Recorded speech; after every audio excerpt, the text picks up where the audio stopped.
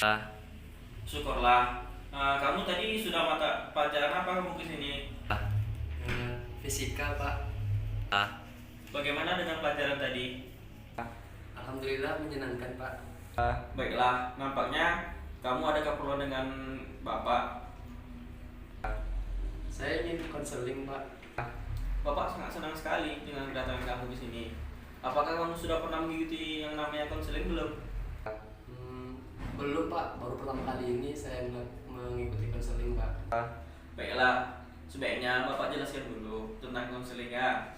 Konseling itu adalah bantuan profesional yang diberikan oleh konselor kepada konseling, yaitu agar kamu mampu memecahkan masalah atau problem yang sedang kamu hadapi sekarang. Konseling itu dilandasi oleh asas-asas seperti kerahasiaan, kesukarelaan, keahlian, kegiatan, kemandirian, dan masih banyak yang lain. Asas kerahasiaan di sini menjamin semua data-data yang kamu berikan kepada Bapak, informasi yang terkait masalah kamu akan sangat terjaga dengan insya Allah dengan terjaga dengan baik. Bagaimana kamu sudah paham? Oh begitu ya Pak.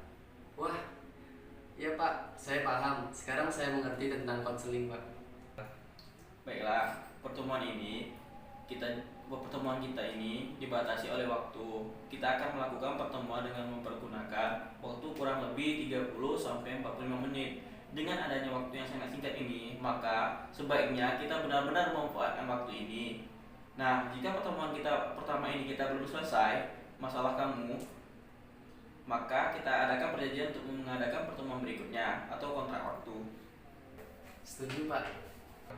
Baiklah, coba Anda ceritakan kepada Bapak apa yang menjadi ganjalan di hati kamu saat ini. Begini Pak, saya merasa deg-degan, takut kalau lihat ada orang yang marah-marah Pak. Maksud kamu? Jadi begini Pak, misalnya di kelas ada teman yang marahi oleh guru-guru, saya langsung ketakutan, deg-degan gitu Pak. Jadi begini, coba kamu ceritakan apa ada saya, bagaimana itu bisa terjadi atau sejak kapan itu terjadi. Begini Pak, dulu saya baik-baik saja, tapi sejak tante saya sukses dan kaya, ia menjadi sombong dan berkuasa di keluarga kami Pak. Ia mempunyai anak tunggal dan sangat dimanjanya. Dan siapa saja yang membuat anaknya menangis, pasti dimarahinya habis-habisan.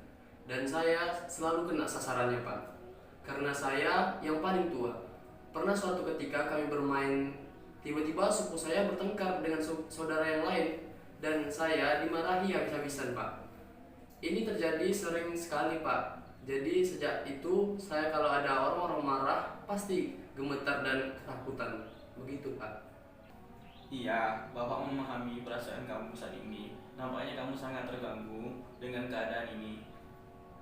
Banget Pak. Baiklah, kalau begitu. Jadi, kamu sekarang sedang mengalami yang namanya trauma akibat tante kamu yang sering memarahi kamu. Bagaimana menurutmu? Ya begitulah Pak. Kamu sudah menyadari dan merasakan bahwa kamu saat ini mengalami masalah trauma dan cemas. Iya Pak, dan saya ingin sekali menyelesaikan masalah ini. Bagus. Ini sebuah kemajuan yang sangat inginkan. Oleh karena itu, saat ini sangat tepat bila kita mendiskusikan tujuan yang ingin kita capai dalam konseling ini. Iya Pak, saya setuju. Baiklah, tujuan konseling kita ini adalah untuk meningkatkan kemampuan kamu dalam mendiskusikan intensitas ketegangan yang kamu rasakan. Maksud Bapak adalah hasil konseling ini berupa bantuan agar kamu mampu menurunkan ketegangan akibat cemas yang kamu rasakan. Begitu ya Pak. Lalu saya harus bagaimana Pak? Bapak ingin memilih beberapa teknik atau cara yang harus kamu pelajari bersama Bapak. Kita akan menggunakan teknik desentrisitas sistematik, yaitu teknik di mana kamu akan membayangkan keadaan atau kondisi yang membuat kamu cemas. Mulai dari yang kamu anggap terendah, sedangkan sampai keadaan yang paling tinggi intensitasnya. Jadi kamu juga harus menyadari bahwa tidak ada kehidupan tanpa masalah, sehingga manusia harus berikhtiar untuk mencari solusinya. Baik Pak. Saya setuju dan tertarik untuk mempelajari teknik yang Bapak jelaskan tersebut. Baik, sekarang mari kita mulai. Pejamkan mata kamu, kemudian tetap melakukan relaksasi. Sekarang saya akan menyebutkan keadaan atau situasi yang tak teringat, sedangkan hingga yang terberat. Jika kamu membayangkan dan kamu merasa tidak sanggup atau tidak kuat, angkat tangan kamu. Mengerti? Iya Pak, saya mengerti. Oke, tetap rileks. Bayangkan kamu sedang bermain dengan saudara atau sepupu kamu di ruang keluarga dan tante kamu ada di ruangan itu juga.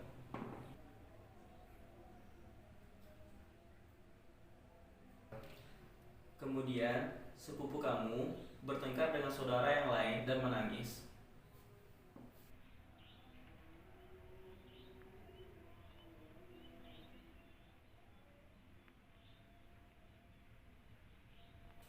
Lalu, tante kalian menghampiri kalian.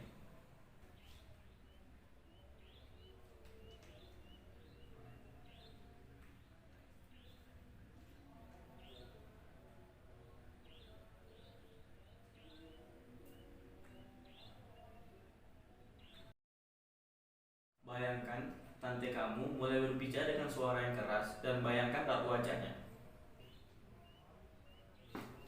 Pak, saya ngeri membayanginya Pak. Oke, sekarang buka matamu, rileks, tarik nafas dari hidung perlahan dan keluarkan dari mulut hingga kamu benar-benar rileks dan tenang.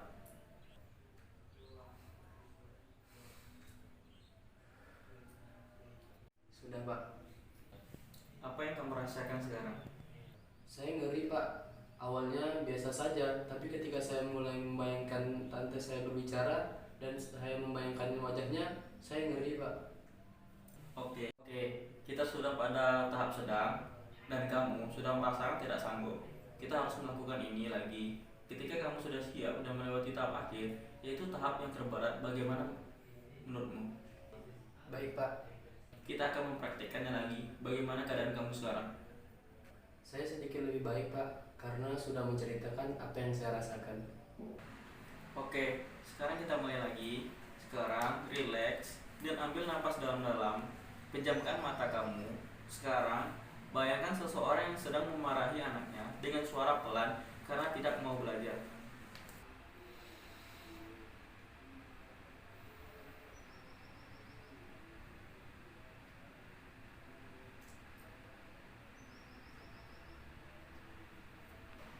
Sekarang coba kamu bayangkan seseorang yang sedang memarahi anaknya dengan suara yang keras.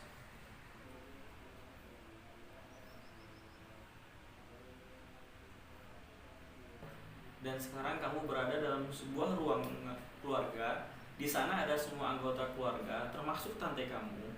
Kamu sedang bermain dengan saudara-saudara kamu. Tiba-tiba saudara kamu bertengkar dengan menangis. Kemudian kamu yang disalahkan. Tante marah sekali kepada kamu. Saya tidak sanggup Pak. Oke, sekarang buka mata kamu, relax, tarik napas dari hidung dan keluarkan perlahan dari mulut. Bagaimana perasaan kamu sekarang?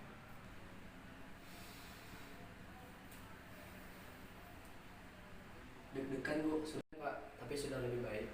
Oke, relax saja, ini butuh proses. Tapi tidak seperti kemarin Pak. Saya sekarang tidak begitu ketakutan. Bagus, ini suatu kemajuan. Bagaimana? Kita lanjutkan. Saya siap Pak. Sekarang kan, bayangkan wajah seorang yang tidak marah sekali, bahkan akan memukul. Bayangkan wajahnya, tatapan matanya, dan suaranya yang sangat keras.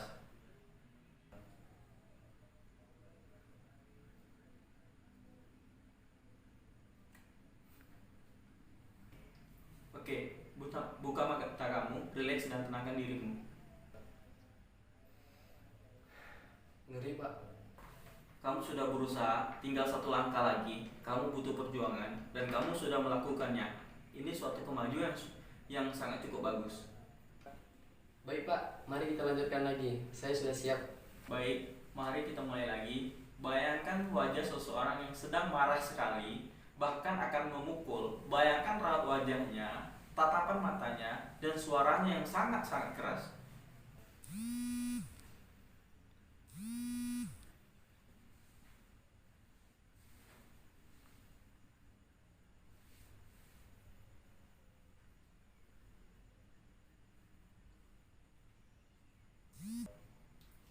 Baik, sekarang buka mata kamu, relax, tarik nafas dalam-dalam, keluarkan perlahan. Saya sudah lebih baik, Pak. Bagus, kamu berhasil melewatinya. Selamat. Terima kasih, Pak. Saya senang sekali. Sama-sama. Jadi kamu harus tetap semangat dan jangan cemas. Apalagi takut kalau kamu melihat seseorang yang dimarahi jika tante kamu memarahimu. Iya, Pak. Bagaimana? Apakah masih ada yang ingin kamu bicarakan lagi? Sepertinya tidak, Pak. Baiklah, pertemuan kali ini kita akhiri ya. Baik, Pak. Terima kasih banyak, Pak. Saya permisi dulu ya, Pak. Sama-sama. Jika ada yang ingin kamu bicarakan lagi, tidak usah sungkan-sungkan untuk menemui Bapak.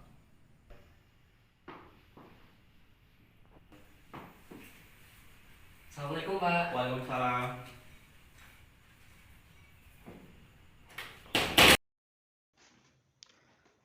Metode asosiasi bebas adalah suatu metode pemanggilan kembali pengalaman-pengalaman yang ada di masa lalu dan pelepasan emosi-emosi yang berkaitan dengan situasi-situasi traumatik di masa lalu.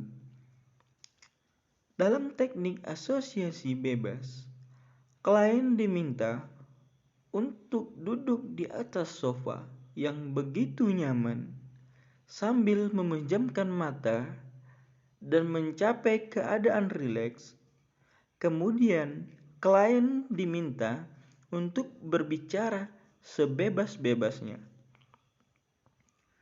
Dan terapis mencatat kata-kata kunci untuk dianalisa sehingga terbukalah jalan menuju permasalahan yang sebenarnya yang digali dari alam bawah sadar klien. Jadi, metode asosiasi bebas ini sangat penting untuk mendorong seorang klien mengeluarkan segala yang ada dalam pikiran sadar maupun bawah sadarnya. Sehingga ada kalanya metode ini bisa membangkitkan kembali ingatan atau pengalaman yang telah lama terkubur.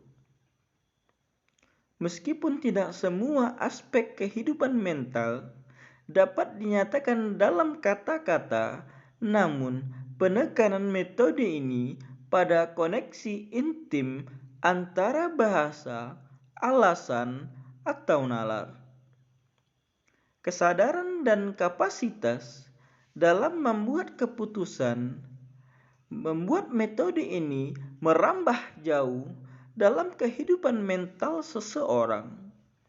Hanya saja, penerapan metode ini ada kalanya menimbulkan suatu ketegangan antara komponen relasional dengan komponen pemahaman tentang diri sendiri yang sudah mapan. Namun, terlepas dari kelemahan ini, metode asosiasi bebas telah membuktikan kegunaannya baik secara teoritis maupun praktis atau teknis.